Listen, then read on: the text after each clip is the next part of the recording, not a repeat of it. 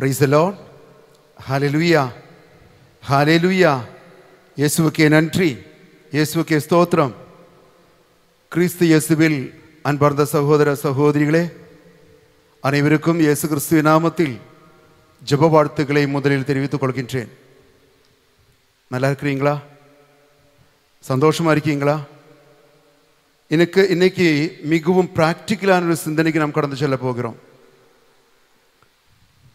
ஒருவன் ஒருவள் கடவுளால் ஆசீர்வதிக்கப்படக்கூடாது என்பதற்காக சாத்தான் 3 செக்குகள் வைப்பான்.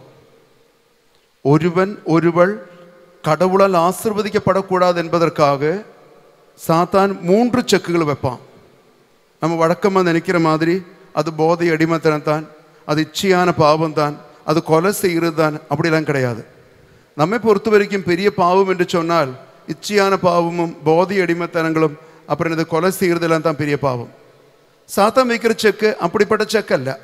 சாத்தான் வேறு 3 செக்குகள், ஒருவன் ஒருவள் ஒரு குடும்பம் முன்னேறக்கூடாது என்பதற்காக 3 செக்குகள் வைப்பான். அதில் முதலாவது செக்கு என்னவென்று கேட்டால், நல்ல பாவ சங்கீர்த்தனம் செய்ய அவன் விட மாட்டான். ஃபர்ஸ்ட் செக் என்ன? நல்ல பாவ சங்கீர்த்தனம் செய்ய விட மாட்டான். நிறைய பேர் பாவ சங்கீர்த்தனம் பண்ணுறவங்களும் உண்டு. எப்படி நம்ம பாவ சங்கீதனம் பண்ணுவோம்? பொய் பேசினேன், கெட்ட வார்த்தை பேசினேன், கோவப்பட்டேன், இப்போ சொன்னதும் மறந்து போனதும் மன்னிப்பு கொடுங்க. 2-3 பாவங்கள் சொல்லி சொல்லி கல் தோன்றி மண் தோன்றா காலம் முதல் உலகம் முடியும் காலம் வரைக்கும் அப்படியே பாவ சங்கீதனம் செஞ்சு போவோம். இது கொஞ்சம் பக்தியுள்ள கடவுளை தேடுகின்ற மக்கள் செய்கின்ற காரியம். ஆனால் நிறைய பேர் பாவர்க்கே செய்ய மாட்டாங்க. 20-30 வருஷமா பாவ சங்கீர்த்தனத்துக்கு வந்து முட்டி போடாத நிறைய பேர் பார்த்துருப்பீங்க. காரணம் என்ன தெரியுமா? காரணம் பைபிளில் ஒரு இறை வார்த்தை உண்டு. நீதிமொழிகள் 28:13 சொல்கிறது, தம் குற்ற பழிகளை மூடி மறைப்பவரின் வாழ்க்கை வளம் பெறாது, அதை ஒப்புக்கொண்டு விட்டு விடுகின்றவர்கள் ஆண்டவரின் இரக்கத்தை பெறுவார்கள். நீ பாவத்தை ஒப்புக்கொண்டு விட்டு விட்டால் தானே கடவுளுடைய இரக்கம் கிடைக்கும். நீ கடவுளுடைய இரக்கத்தை பெறக்கூடாது. நீ என்ன செய்யணும்? குற்றப்படி மூடி மறைத்து வாழ்க்கை வளம் பெறாமல் வாழணும் என்பதற்காக சாத்தான் பாவ சங்கீதனம் பண்ண விட மாட்டான். இதுதான் ஃபர்ஸ்ட் செக்கு.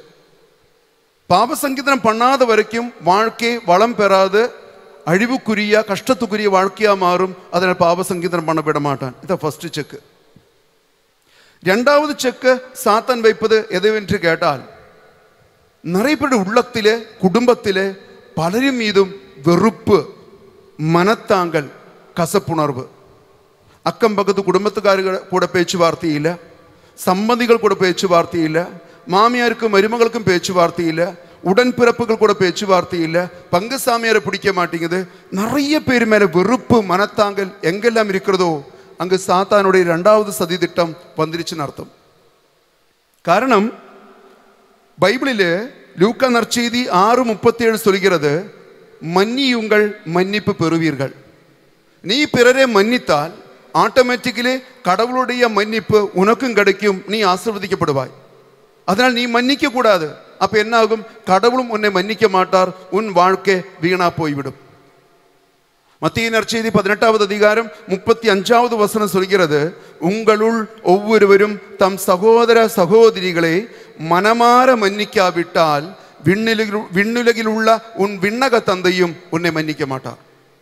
நீ மன்னித்தால் மட்டும்தான் விண்ணக தந்தை கடவுள் உன்னை மன்னிப்பார், உனக்கு ஆசீர்வாதம் கிடைக்கும். அதனால நீ ஆசீர்வாதம் பெறக்கூடாது, நீ மன்னிக்க கூடாது.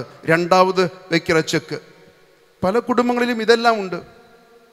பலரும் பாவ சங்கீர்த்தனத்துக்கு வருவதில்லை, பலரையும் மன்னிக்காம இருக்கிறாங்க. இதெல்லாம் தான் நமக்கு சொந்தம் காசுல சூனியம் வைக்கிறதுடைய அடையாளங்கள். இது 2 முடியும் பொழுது சாத்தான் 3வது ஒரு செக்கு வைப்பான். அது என்னன்னு கேட்டால், குடும்ப ஜெபமால சொல்ல சாத்தான் விட மாட்டான். குடும்ப ஜெபமால சொல்ல விட மாட்டான். நம்ம குடும்பங்களிலும் நம்ம பங்குகளிலும் போய் பார்த்தா தெரியும், நிறைய குடும்பங்கள் வருடத்துக்கு 1-2 முறை வேளாங்கண்ணி போறவங்கள பார்த்திருப்பாங்க. தியான மையங்கள் எல்லாம் ஓடி நடப்பாங்க. பங்கில் நடக்கின்ற எல்லா வழிபாடுகளும் கலந்து கொள்வாங்க. நல்லா நன்கொடை கொடுப்பாங்க. பங்கு சாமியாருக்கு ரைட் ஹேண்ட் லெஃப்ட் ஹேண்டா இருப்பாங்க. பக்கத்தில் உள்ள அந்தோனியார் கபியிலோ சூசியபுர கபியில போய் ஜெபமாலை சொல்றவங்களா இருப்பாங்க. ஆனா சொந்தம் வீட்டுக்குள்ள குடும்ப ஜெபமாலை சொல்லாத நிறைய குடும்பங்கள் உண்டு. எல்லா இடத்துலையும் எல்லாத்துக்கும் போவாங்க. கணவன் மனைவி பிள்ளைகள் ஒன்று சேர்ந்து ஜெபிக்கின்ற குடும்ப ஜெபங்கள் நிறைய குடும்பங்களில் இருக்காது.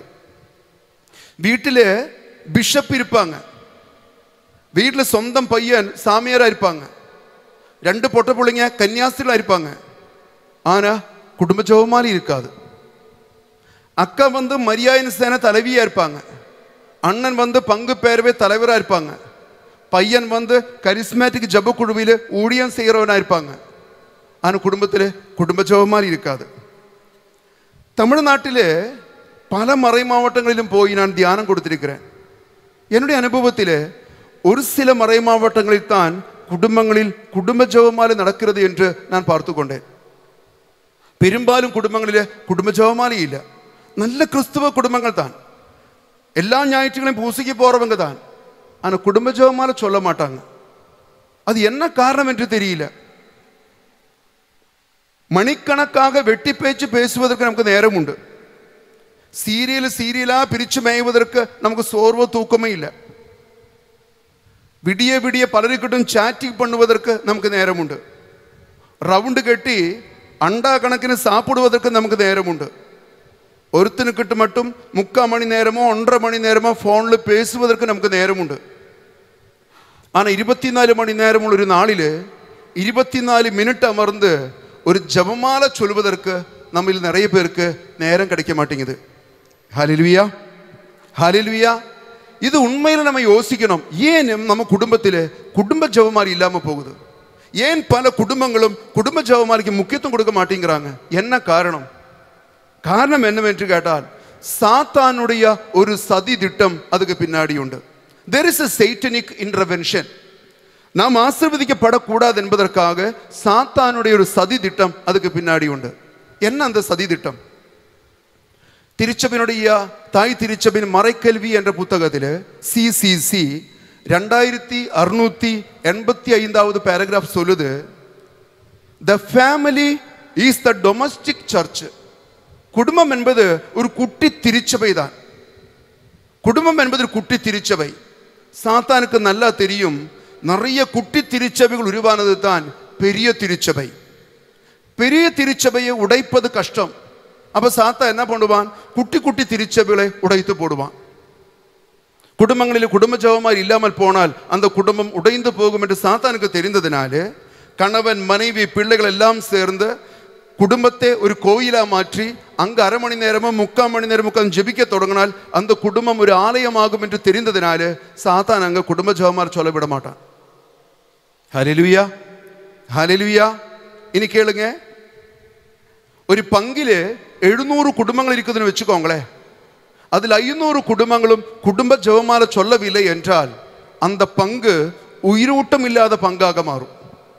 700 குடும்பங்களுள்ள பங்கில் 500 குடும்பங்களிலும் குடும்ப ஜெபமாலை இல்லை என்றால் நைட் டியூட்டி, பகல் duty, tuition, coaching, training, guest, பிஸ்னஸ்ன்னு சொல்லிட்டு ஒரு 500 குடும்பங்களில் குடும்ப ஜெபமாலை இல்லை என்றால் அந்த பங்கு உயிரூட்டம் இல்லாத ஒரு பங்காக மாறும். ஒரு மறை மாவட்டத்திலே 80 பங்குகள் இருக்குதுன்னு வச்சுக்கோங்களேன். இந்த 80 பங்குகளிலே ஒரு 60 பங்கும் உயிரோட்டம் இல்லாத பங்குகளாக இருந்தால் அந்த மறை மாவட்டம் உயிரோட்டம் இல்லாத மறை மாவட்டமாக மாறும். தமிழ்நாடு திருச்சபையில் 20 22 மறை மாவட்டங்கள் இருந்தால் அதில் 17 18 மறை மாவட்டங்கள் உயிரோட்டம் இல்லாத மறை மாவட்டங்களாக இருந்தால் தமிழ்நாடு திருச்சபை சோர்வடையும். இது சாத்தானுடைய சதி திட்டம். குட்டி திருச்சபை உடைத்தால் பெரிய திருச்சபை உடைக்க முடியும் என்றது சாத்தானுடைய சதி திட்டம் தான். காரணம், CCC தாய் திருச்சபையின் மறைக்கல்வி புத்தகம் என்ற புத்தகத்தில் 2694வது பேராகிராஃப் சொல்லுது, the Christian family is the first place for education in prayer. ஆத்மீகத்தில் மக்களை வளர்த்துகின்ற முதல் இடம் குடும்பங்கள் தான். பங்கு சாமியர் அல்ல, பங்கு கோயில் அல்ல, மறைக்கல்வி வகுப்புகள் அல்ல. ஒரு மகனே மகளே ஆத்மீகத்தில் வளர்த்துகின்ற முதல் இடம் ஏதென்று கேட்டால் ஒவ்வொருவனும் பிறந்து வாழ்கின்ற குடும்பங்கள் தான். புதுநன்மை ஃபங்க்ஷனுக்கு புதுநன்மை வாங்குவதற்கு பிள்ளைகளுக்கு புதுநன்மைக்கு ஆயத்தமான கிளாஸுகள் நடக்குது. கிட்டத்தட்ட 48 பிள்ளைகள் இந்த வகுப்பில் கலந்து கொள்றாங்க. 48 பேரில் பலருக்கும் சிலுவை போடக்கூட தெரிய மாட்டேங்குது. 14 வயசுள்ள பையன், 10 வயசுள்ள பையன், 12 வயசுள்ள பொண்ணு, இதுக்கெல்லாம் சிலுவை போடக்கூட தெரிய மாட்டேங்குது. பல திருச்சபடி ஜபங்களும் தெரிய மாட்டேங்குது. அப்போ சின்ன குறிப்பிடம் வச்சு கன்னியாஸ்திரி சிஸ்டர் பிள்ளைகளுக்கு பாடம் கொடுக்குறாங்க. 48 பேரில் 2 பிள்ளைகள், 12 வயசுள்ள மகனும் அவனுடைய தங்கச்சி 10 வயசுள்ள பொண்ணும் எல்லா ஜபங்களும் மனப்பாடம் தெரியுது. விசுவாச பிரமாணம், மிகவும் இரக்கமுள்ள தாய் ஜபம், எல்லா ஜபங்களும் மனப்பாடம் தெரியுது. நல்ல பக்தி, நல்ல விசுவாசம். சிஸ்டருக்கு ஆச்சரியமாயிருது. காரணம், ஒன்றும் சொல்லிக் கொடுக்கறதுக்கு இல்லை. இந்த 2 பிள்ளைகளுக்கு எல்லாம் தெரியுது. சிஸ்டர் கூப்பிட்டு கேட்டாங்க, யார் இது சொல்லி கொடுத்தாங்க அப்படி கேட்டாங்க. பிள்ளைங்க 2 பேரும் சொன்னாங்க, எங்கள் மம்மி சொல்லி கொடுத்தாங்க. அப்போ சிஸ்டர் சொன்னாங்க, நாளைக்கு நீங்கள் வரும்பொழுது மம்மியை கூட்டிகிட்டு வாங்கன்னு சொன்னாங்க. அடுத்த நாள் அந்த அம்மா வந்தாங்க. நல்ல பக்தியுள்ள மாதா, பக்தியுள்ள ஒரு அம்மா. இந்த அம்மா கிட்ட கேட்டாங்க, எப்படிங்க பிள்ளைகளுக்கு இந்த ட்ரைனிங் கொடுத்தீங்கன்னு கேட்டாங்க. இப்போ அந்த அக்கா சொன்னாங்க, பிள்ளைகளுக்கு ஒரளவுக்கு அறிவு தெளிவு அந்த காலம் முதலே தினமும் குடும்ப ஜபமால சொல்லி முடியும் பொழுது நான் அமர வைத்து ஏதாவது ஒரு ஜபம் தினமும் சொல்லி கொடுப்பேன். உதாரணத்துக்கு ஜனவரி மாதம் 31 நாளும் விசுவாச பிரமாணம் சொல்லிக் கொடுப்பேன். பிப்ரவரி மாதம் மிகவும் இரக்கமுள்ள தாய ஜபம் சொல்லிக் கொடுப்பேன். மார்ச் மாதம் 3 வேளை ஜபம் சொல்லிக் கொடுப்பேன். இப்படி ஒவ்வொரு மாதமும் ஒவ்வொரு ஜபம் சொல்லிக் கொடுத்து மனப்பாடம் பண்ண வச்சேன். நிறைய பைபிள் வசனங்கள் மனப்பாடம் பண்ண வச்சேன். திருப்பலியோட ஜபங்கள் சொல்லி கொடுத்தேன்.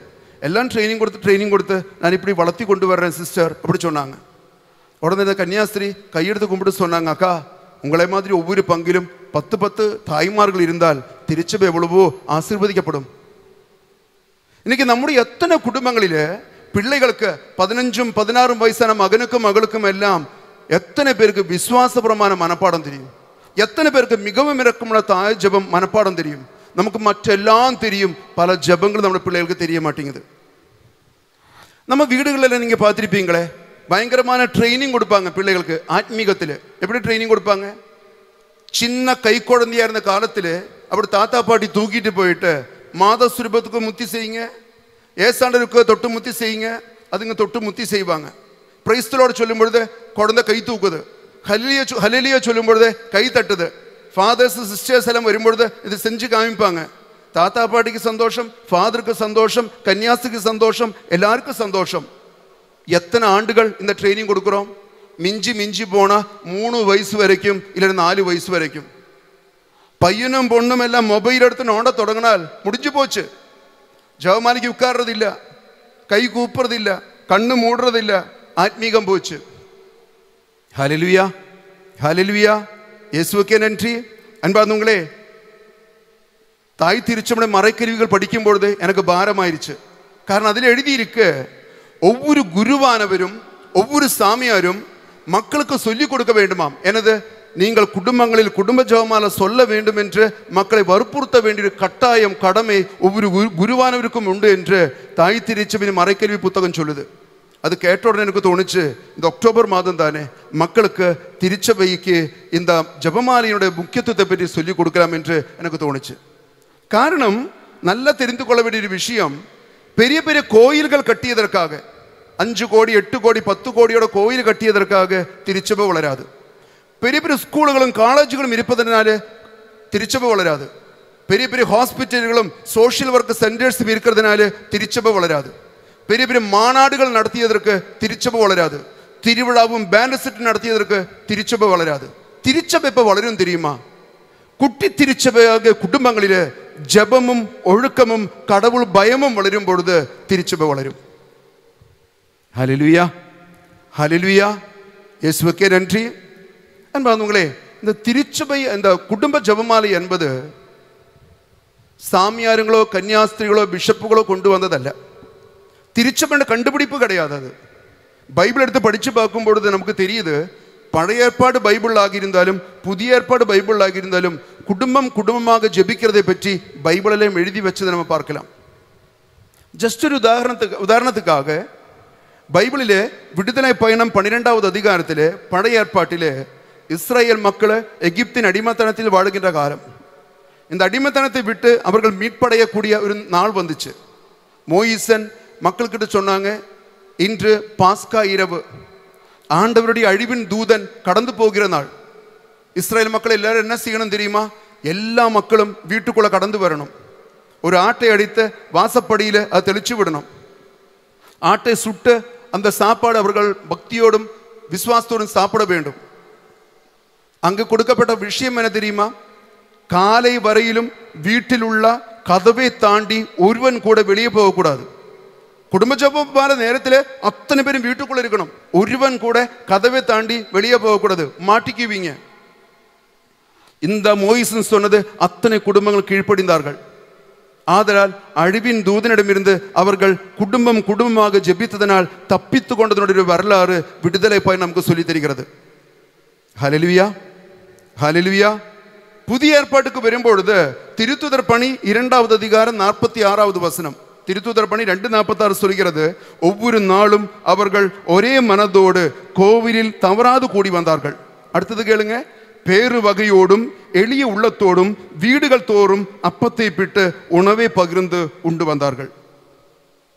திருச்சபையின் ஆரம்ப கால வரலாறு தான் இது. திருத்துதர் பணி சொல்லுது எனது ஒவ்வொரு நாளும் பேரு வகையோடு அவர்கள் வீடுகள் தோறும் அப்பத்தை பிட்டு மகிழ்வோடு பகிர்ந்து வந்தார்கள். ஹல்லேலூயா, ஹல்லேலூயா. திருச்சபையின் ஆரம்ப கால ஒரு பாரம்பரியம். குடும்பமாக ஜெபித்துக் கொண்டிருந்தார்கள். ஒவ்வொரு நாளும் ஜெபித்துக் கொண்டிருந்தார்கள். இந்த காலகட்டங்களில் அது கைவிட்டு போயிருச்சு. ஜெபிக்க தொடங்கினால் அதனுடைய ஆசீர்வாதங்கள் நம்ம குடும்பங்களே, நம் தலைமுறைகளே, நம் பிள்ளைகளை தழுவும் என்பதில் சந்தேகம் கிடையாது. ஹல்லேலூயா, ஹல்லேலூயா. இயேசுவுக்கே நன்றி. அன்பார்ந்தவர்களே, குடும்பங்களில் குடும்ப ஜெபமால ஆரம்பிக்கும் பொழுது குடும்பத்துக்கு வருகின்ற ஆசீர்வாதங்கள் என்ன? இன்னைக்கு நம்ம அது சிந்திக்க போகிறோம். நாம் குடும்ப ஜெபமால சொல்வதனால் நமக்கு கிடைக்கின்ற ஆசீர்வாதங்கள் என்ன? முதல் விஷயம் பைபிள் சொல்லுகிறது, நாம் குடும்ப ஜெபமால சொல்ல தொடங்கும் பொழுது வீடு முழுவதும், நாம் தங்கியிருக்கிற அறைகள் முழுவதும் இறை பிரசன்னம் நிரம்புமா. மத்திய நற்செய்தியிலே 18வது அதிகாரம் 20வது வசனம் சொல்கிறது, 2 3 பேர் என்னுடைய நாமத்தில் ஒன்று சேரும் பொழுது அவர்கள் மத்தியில் நான் இருப்பேன். ஆண்டவர் இயேசு கிறிஸ்துடைய ப்ராமிஸ் தான், வாக்குறுதி தான். நமக்கு எல்லாருக்கும் தெரிஞ்ச வசனம், இது எல்லாருக்கும் தெரிஞ்ச வசனம் தான். நம்ம 2 3 பேர் ஒன்று சேர்ந்து ஜெபிக்கும் பொழுது அவர்கள் மத்தியில் நான் இருப்பேன். இந்த 2 3 பேர் என்று சொல்றது யாரு? கணவனும் மனைவியும் பிள்ளைகளும் தான். அத்தனை பேரும் ஒன்று சேர்ந்து ஜெபிக்கும் பொழுது அவர்கள் மத்தியில் நான் இருப்பேன். அது பக்கத்தில் உள்ள கப்பியில் போய் உட்கார்ந்து ஜெபிச்சா கிடைக்காது, பங்கு கோயில் போய் உட்கார்ந்து ஜெபிச்சா கிடைக்காது. அங்கே இறை பிரசன்னம் நிரம்பும், வீட்டுக்குள்ள நிரம்பாது. வீட்டுக்குள்ள நிரம்பணுமா? அங்க குடும்பமாக உட்கார்ந்து ஜெபிக்கும் பொழுது அங்கே இறை பிரசன்னம் நிரம்பும். ஜெபிக்கிற வீட்டுக்கும் ஜெபிக்காத வீட்டுக்கும் நிறைய வித்தியாசங்கள் உண்டு. ஜெபிக்கிற மகனுக்கும் ஜெபிக்காத மகனுக்கும் வித்தியாசம் உண்டு. முகம் பார்த்தா தெரியும். சில வீடுகளுக்குள்ள நுழைஞ்சா தெரியும். சில வீட்டுக்குள்ள எல்லாம் போனா தப்பிச்சு போயிடலாம், ஓடி போயிடலாம் போல தோணும். அவ்வளவு ஒரு நெகட்டிவ் வைப் ஆகும். ஆனா சில வீடுகளை பார்த்தீங்கன்னாக்கா அவ்வளவு பிரசன்னம், அபிஷேகம், ஜெபம் அவங்க வீட்டுக்குள்ள இருக்கும். குடும்பமாக ஜெபிக்க தொடங்கும் பொழுது அங்கிருந்து எல்லா விதமான விடுதலைகளும் உருவாகும், இறை பிரசன்னம் அங்கு நிரம்பும். அதனால தோபித்தினுடைய புத்தகத்திலே 8வது அதிகாரத்திலே தோபியாசும் தோபியாசுடைய மனைவி சாராவும் திருமணம் முடிந்து முதல் இரவில மணவரப்படுக்கையில் போய் நின்று ஜெபிக்கிற நிகழ்ச்சி பைபிளில் உண்டு. இந்த சாராவுக்குள் ஒரு தீய சக்தி இருந்தது. அதுக்கு முன்னாடி திருமணமான 7 கணவன்மார்களே இந்த தீய சக்தி சாகடிச்ச வரலாறு தான் இந்த சாராவுக்கு உண்டு. அதனால் யாருமே அந்த அம்மாவை திருமணம் பண்ண வராமல் இருந்த காலம். அப்பொழுதுதான் தோபியாஸ் போய் இந்த அம்மாவை திருமணம் பண்றாங்க. திருமணம் பண்ணி முதல் இரவிலே தூபம் காட்டி கணவனும் மனைவியும் ஜெபிக்க தொடங்கும் பொழுதே இந்த சாராவுக்குள் இருந்த தீய சக்தி வெளியேறிடுச்சு என்று தோபித்து புத்தகம் 8வது அதிகாரம் சொல்லுது. கணவன் மனைவி பிள்ளைகள் ஒன்று சேர்ந்து ஜெபிக்க தொடங்கும் பொழுது அங்கிருந்து தீய சக்திகள் வெளியேறும். அதுல சந்தேகம் கிடையாது. தீய சக்திகள் வெளியேறும், செய்வினைகள் போகும், பில்லு சூனியங்கள் போகும், அசுத்தாவின கட்டுகள் போகும், கெட்ட கனவுகள் போகும், தேவையில்லாத சண்டைகள் போகும். ஜெபிக்கின்ற குடும்பங்கள் இறை பிரசன்னம் நிரம்பிய குடும்பங்களாக மாறும் என்பதில் சந்தேகம் கிடையாது. ஹல்லேலூயா, ஹல்லேலூயா. அதனால தான் திருப்பாடல் 91:10 சொல்லுது, திருப்பாடல் 91:10 சொல்லுது, தீங்கு உமக்கு நேரிடாது, வாதை உம் கூடாரத்தை நெருங்காது. யாருக்கு? உன்னதரின் பாதுகாப்பில் வாழ்கின்றவர்களுக்கு, எல்லாம் வல்லவரின் நிழலில் வாழ்கின்றவர்களுக்கு, கடவுளை அடைக்கலம் தேடுகின்ற மகனோட மகளுடைய குடும்பத்திலே பைபிள் சொல்லுது, தீங்கு உமக்கு நேரிடாது, வாதை உன் கூடாரத்தை நெருங்காது. சண்டை போட்டு கெட்ட வார்த்தை பேச்சு எப்போ பார்த்தாலும் உலக வாழ்க்கை வாழ்றவங்க வீட்டில் எல்லா விதமான பிரச்சனைகளும் உருவாகும். ஆனால் பைபிள் சொல்லுது, நீ கடவுளை தேடி நடந்தால், தேடுகின்ற பிள்ளையாக இருந்தால், இறைப்பிரசன்னம் நிரம்பிய வீடாக மாற்றிவிட்டால், அங்கு தீங்கு உமக்கு நேரிடாது, வாதை உன் கூடாரத்தை நெருங்காது. ஹல்லேலூயா, ஹல்லேலூயா. பலரும் எங்கிட்ட சொல்கிற ஒரு விஷயம் உண்டு அன்பார்ந்தவங்களே. பலருக்கிட்ட நான் சொல்வேன், குடும்ப ஜெபமாலை ஆரம்பிங்க, பிரச்சனை சால்வ் ஆகணும்னு சொல்வேன். போயிட்டு 1 மாதம் 2 மாதம் கழித்து வந்துட்டு சொல்லுவாங்க, ஃபாதர் ஏன் ஃபாதர் ஜெபிக்க சொன்னீங்க? நாங்கள் நல்லா தான் இருந்தோம். எப்போ ஜெபம் ஆரம்பித்தோமோ அதிலிருந்து எப்போ பார்த்தாலும் சண்டை தான். ஜெபிக்காத நாளெல்லாம் நல்லா இருந்துச்சு ஃபாதர், எப்போ ஜெபம் ஆரம்பித்தோமோ அப்போ சண்டை ஆரம்பிச்சிச்சு, அதனால் நாங்கள் ஜெபமாலை நிறுத்திட்டோம் அப்படின்னு வாங்க. அன்பார்ந்தவங்களே, யாராவது மாசக்கணக்கா வருடக்கணக்கா ஜெபமாலை இல்லாமல் ஜெபமாலை தொடங்கும் பொழுது உங்கள் வீட்டில் சண்டைகளோ சங்கடங்களோ வருகிறது என்றால் நீங்கள் கரெக்டான ரூட்டில் போய்கொண்டிருக்கிறீர்கள் என்ற அர்த்தம்.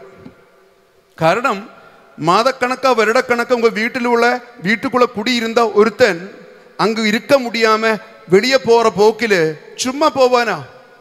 ஒரு ஆறுதல் பரிசு கொடுக்காம, ஒரு முன்னாடி அவனுக்கு ஒரு பெயில் நோட்டீஸ் கொடுக்காம நீங்கள் அப்படியே துரத்தி விட்டா அவன் அப்படி போவானா? போகிற வழியில் ஒரு நோண்டுவான், ஒரு சண்டை மூட்டி விடுவான், ஒரு பிரச்சனை பண்ணுவான். இது யாருக்கு தெரியுமா?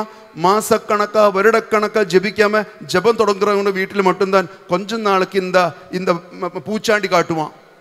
ஆனால் நிரந்தரமாக வருடம் முழுவதும் ஜெபிக்கிறவங்க, வருஷக்கணக்காக ஜெபித்து கொண்டிருக்கிற குடும்பத்தில் இந்த பிரச்சனையோ இந்த போராட்டம் இருக்காது. மாறாக குடும்பம் இறை பிரசன்னம் நிரம்பிய குடும்பமாக மாறும். பிரைஸ் தி லார்ட், ஹல்லேலூயா. எப்பொழுது இறை பிரசன்னம் நிரம்புகிறதோ அதனுடைய ஆறுதல், அதனுடைய அமைதி, அதனுடைய சௌக்கியம், அதனுடைய விடுதலைகள் எல்லாம் அந்த குடும்பத்தை தழுவ தொடங்கும், வாழ்க்கை மாறும். பெங்களூரில் எனக்கு ஒரு குடும்பத்தை தெரியும். 4 வயசுள்ள மகன், 7 வயசுள்ள மகள். நோய் நீங்கிய நேரமே கிடையாது. மாதம் 800 ரூபா, 1200 ரூபா, 2000 ரூபா, 3000 ரூபாய்க்கு மருந்து மாத்திரை கன்சல்டேஷன் ஃபீஸ் கொடுத்து கணவன் மனைவி ஒரு மாதிரி ஆயிடுச்சு. பணம் போகிறதெல்லாம் பிரச்சனை. 2 சின்ன பிள்ளைங்க எப்போ பார்த்தாலும் நோய் வாய்ப்பட்டு கிடக்குறாங்க. பகல் ஜபத்துக்கு ஒரு நாள் முதல் சனிக்கிழமை ஜபத்துக்கு சோகத்தில் கூட்டி கொண்டு வந்தாங்க. நான் சொன்னேன், இனிமேல் நீங்கள் எந்த டாக்டர்கிட்ட மருந்துக்கும் கூட்டிகிட்டு போகாதீங்க, டெய்லி குடும்ப ஜெபமாலை சொல்லுங்கள். குடும்ப ஜெபமாலை முடிந்த பிறகு பையன் பொண்ணோட தலையில் கை வச்சு ஒரு இறைவார்த்தை சொல்லி கொடுத்தேன். அது சொல்லி 2 பேரோட தலையில் கை வச்சு ஜெபிக்க சொன்னேன். அவங்க 2 பேரும் சம்மதிச்சு போயிட்டாங்க. இப்போ வருஷம் எனக்கு தோணுது 6-7 ஆண்டுகள் முடிஞ்சிச்சு. பிள்ளைங்களெல்லாம் வளர்ந்துட்டாங்க. அந்த அம்மா அடிக்கடி வந்து சொல்லுவாங்க, ஃபாதர் எப்போ தலையில் கை வச்சு ஜெபிக்க தொடங்கணுமோ, எப்போ குடும்ப ஜெபமாலை ஆரம்பித்தோமோ அதிலிருந்து இந்த பிள்ளைகளுக்காக 10 பைசா நான் மருந்து மாத்திரைக்கு செலவு பண்ணதில்லை, பிள்ளைகள் நல்லா இருக்கிறாங்க. ஹல்லேலூயா, ஹல்லேலூயா, ஹல்லேலூயா. இறை பிரசன்னம் நிரம்பும் என்பார்களே, நிரப்பணும். ஜெபித்து ஜெபித்து ஜெபித்து வீடு முழுவதும் பிரசன்னத்தால் நாம் நிரப்பணும். ஸோ ஃபர்ஸ்ட் விஷயம் தான், ஜெபிக்க தொடங்கினால் இறை பிரசன்னம் நிரப்பும். 2வது விஷயம் நமக்கு சொல்லி தருவது, ஜெபிக்க தொடங்கும் பொழுது கடவுள் அருகில் தாழ்ச்சியோடு ஜெபிக்கின்ற எல்லா பிள்ளைகளின் ஜெபமும் ஆண்டவர் நிறைவேற்றி கொடுப்பார். நாம் ஜெபிக்கின்ற ஜெபங்களுக்கெல்லாம் ஆண்டவர் பதில் தருவார். இதுதான் 2வது விஷயம். காரணம், திருப்பாடல் 91 15வது வசனம் ஆண்டவர் ஒரு வாக்குறுதியை தருகிறார். திருப்பாடல் 91 15வது வசனம் இப்படியாக சொல்கிறது, அவர்கள் என்னை நோக்கி மன்றாடும் போது அவர்களுக்கு பதிலளிப்பேன். யாரெல்லாம் ஆண்டவரை நோக்கி மன்றாடுகின்றார்களோ அவர்களுக்கு ஆண்டவர் பதிலளிப்பார். அவர்களது துன்பத்தில் அவர்களோடு இருப்பேன், அவர்களை தப்புவித்து அவர்களை பெருமைப்படுத்துவேன். ஆண்டவருடைய வாக்குறுதி தான் இது. யாரெல்லாம் என் அருகில் வந்து ஜெபிக்கின்றார்களோ அவர்கள் ஜெபம் மன்றாட்டுகளை நான் கேட்டு அவர்களுக்கு பதிலளிப்பேன். அவர்கள் துன்பத்தில் அவர்களோடு இருப்பேன், அவர்களை தப்புவித்து அவர்களை பெருமைப்படுத்துவேன். கிட்டத்தட்ட 1 வருஷம் முன்னாடி ஒரு வீட்டில் ஒரு நிகழ்ச்சி நடந்தது. அவங்க பொண்ணுக்கு மேரேஜ் நிச்சயமாயிருச்சு. இனி 4 மாதங்கள் உண்டு பொண்ணு மேரேஜுக்கு. அதுக்கு எப்படி பணம் திரட்டுறது, கையில் கொஞ்சம் இருக்கு, மிச்சம் மீதி லோன் எடுக்கணும், எப்படியாவது கஷ்டப்பட்டு பிள்ளையை கம்பீரமாக திருமணம் பண்ணி அனுப்பணும் என்ற எண்ணத்தோட கணவனும் மனைவியும் பிளான் பண்ணிட்டு இருக்கிறாங்க. கிட்டத்தட்ட 1 மாதம் 1.5 மாதம் முடிந்த உடனே இந்த அண்ணனுக்கு ஒரு நெஞ்சுவலி வந்துச்சு. டாக்டர் கிட்ட போன டாக்டர் சொன்னாங்க, உடனே ஓப்பன் ஹார்ட் சர்ஜரி வேணும்னு சொன்னாங்க.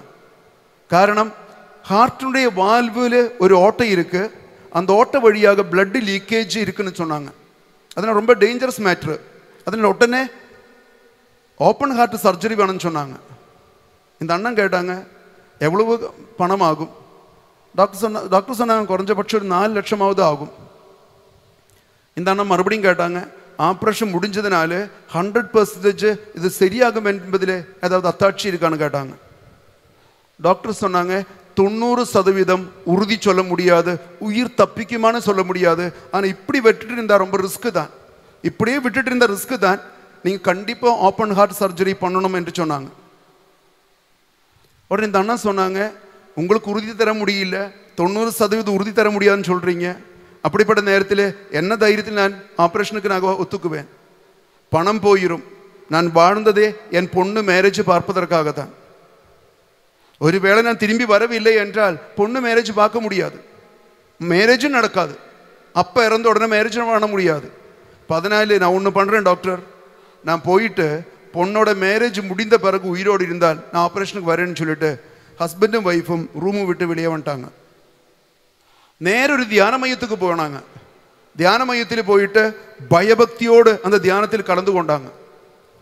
தியானத்தினுடைய 4வது நாள் மாலையில் ஆராதனை நடக்கும் பொழுது அங்குள்ள குருவானவர் அனௌன்ஸ் பண்ணாங்க, இங்கு இதய கோளாறுனால் பாதிக்கப்பட்ட ஒருவருக்கு ஆண்டவர் இதயத்துக்கு சவுக்கியம் கொடுக்கிறார் என்று சொன்னாங்க.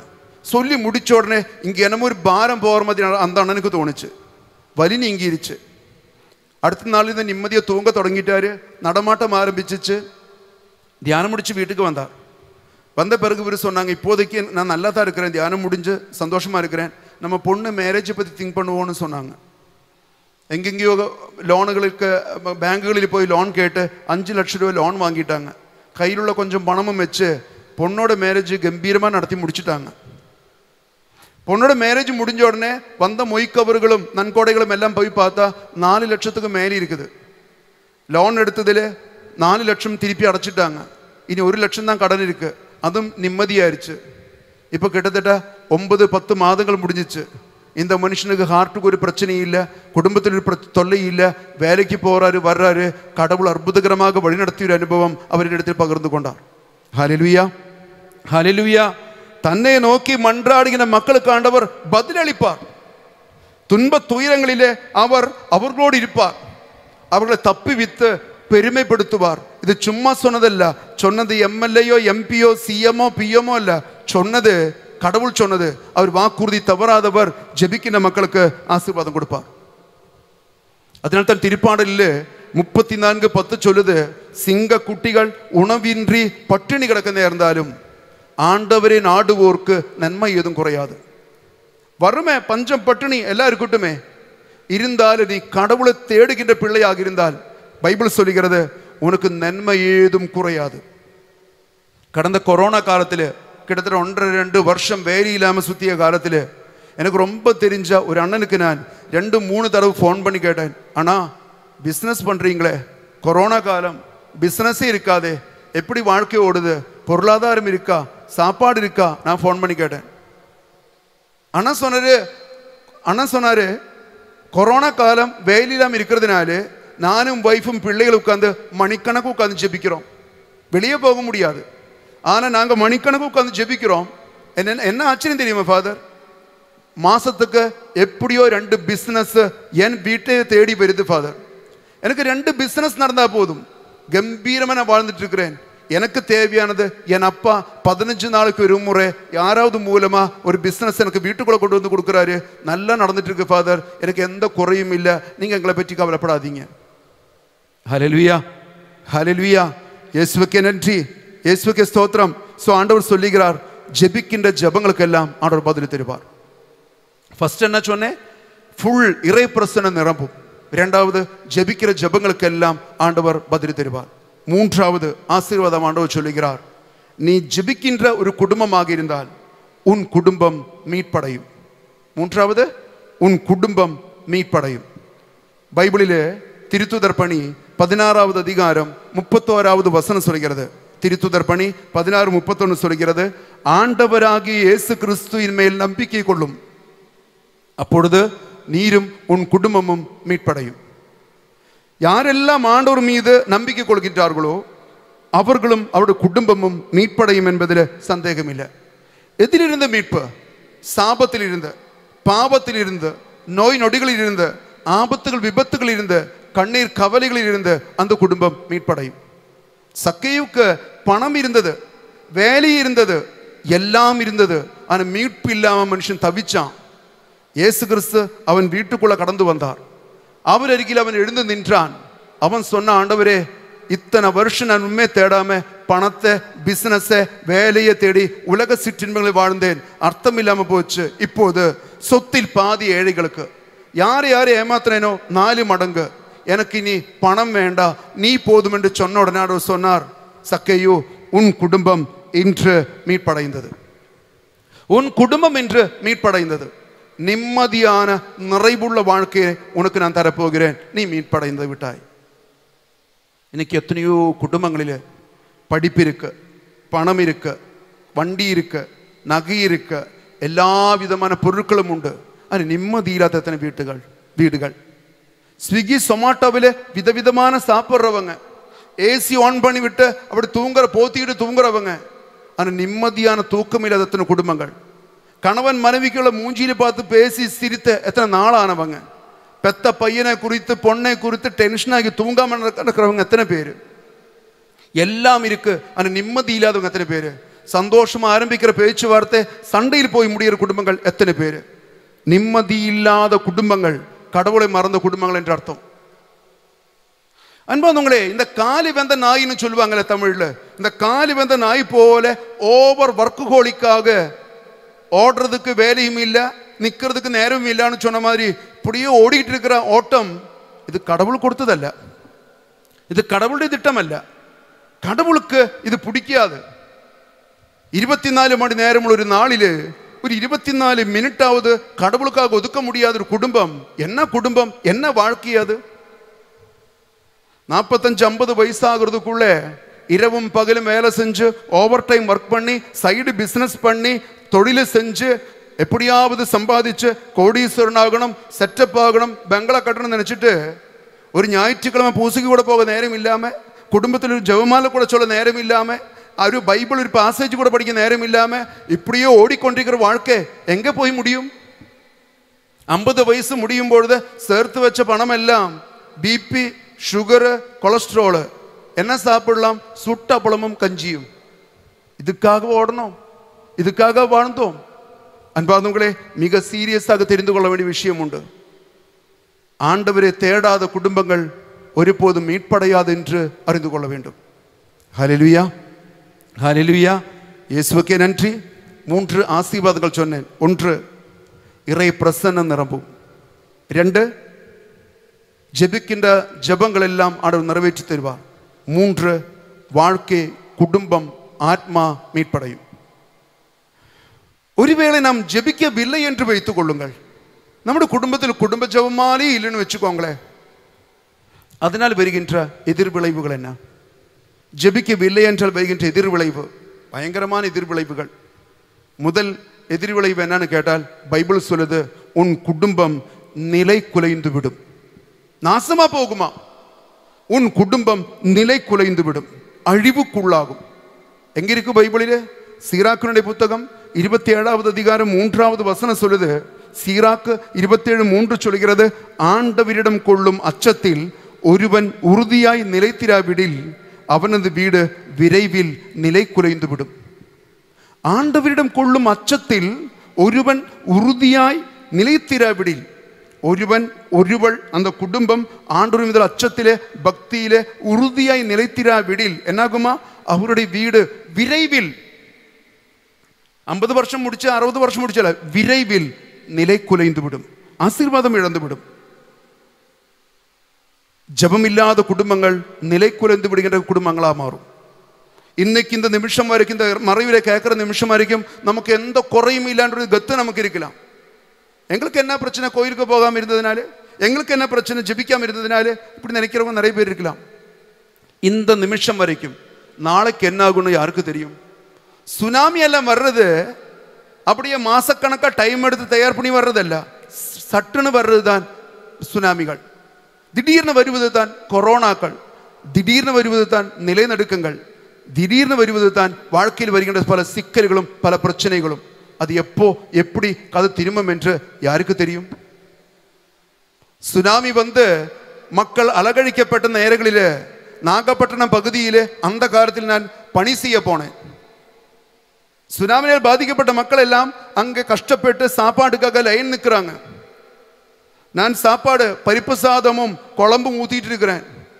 ஒரு அண்ணன் வெறும் தட்டு பிடிச்சிட்டு மூலையில் இருட்டில் போய் உட்காந்து அழுதுட்டு இருக்கிறாரு.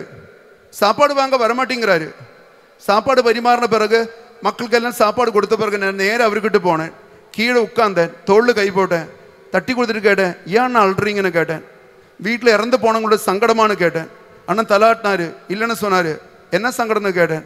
அண்ணன் சொன்னாரு, சொந்தமா 4 போட்டு வைத்து கொண்டிருந்தேன் ஃபாதர், சொந்தமா 4 போட்டு வைத்து கொண்டிருந்தேன். குறைஞ்சது ஒரு நாளைக்கு எனக்கு 2 லட்சம் வருமானம் வந்து கொண்டிருந்த ஆளு நான். எங்க ஊர்ல கோடீஸ்வரனாக இருந்தேன். இன்னைக்கு லைன் நின்று சாப்பாடு வாங்க வேண்டிய சூழ்நிலை ஒரு நொடிப்பொழுது உருவாக்கி வந்துருச்சு என்று சொல்லி அழுதுட்டு இருக்காரு. எல்லாம் கைவிட்டு போறதுக்கு எவ்வளவு நேரம் ஆகும்? பைபிளில் ஆண்டவர் எருசலேம் ஆலயத்தில் வியாபாரம் நடக்கிறதை பார்த்து சினம் கொண்டு சாட்டை எடுத்து அதுங்களெல்லாம் துரத்துவதற்கு வருவார். அப்ப அவர் சொல்கிற ஒரு விஷயம் உண்டு. என்ன தெரியுமா? என் இல்லம் இறைவேண்டலின் வீடு என்று அழைக்கப்படணும். இது கள்வர்களின் குகையாக நீங்கள் மாற்றக்கூடாது. என் வீடு, என் இல்லம் இறைவேண்டலின் வீடு என்று அழைக்கப்படணும். இது கள்வர்களின் குகையாக மாற்றக்கூடாது. எருசலேம் ஆலயம் மட்டுமல்ல அன்பார்ந்தவர்களே, எருசலேம் ஆலயம் மட்டுமல்ல, இயேசு கிறிஸ்துவின் சுரூபம் வைக்கப்பட்ட போட்டோ வைக்கப்பட்ட இயேசு கிறிஸ்து திருமுழுக்கு தண்ணீர் விழுந்து வாழ்கின்ற மக்கள் உள்ள எல்லா வீடுகளும் கள்வர்களின் குகையாக மாறக்கூடாது. அது என்ன ஆகணும்? அது இறைவேண்டலின் இடமாக மாறணும். இறைவேண்டலின் இடமாக மாறணும். ஆனால் இன்னைக்கு நிறைய வீடுகள் எல்லாம் கள்வர்களின் குகையாக மாறி இருக்கு, இறைவேண்டலின் வீடாக மாறவில்லை. நல்லா கேட்டுக்கோங்க.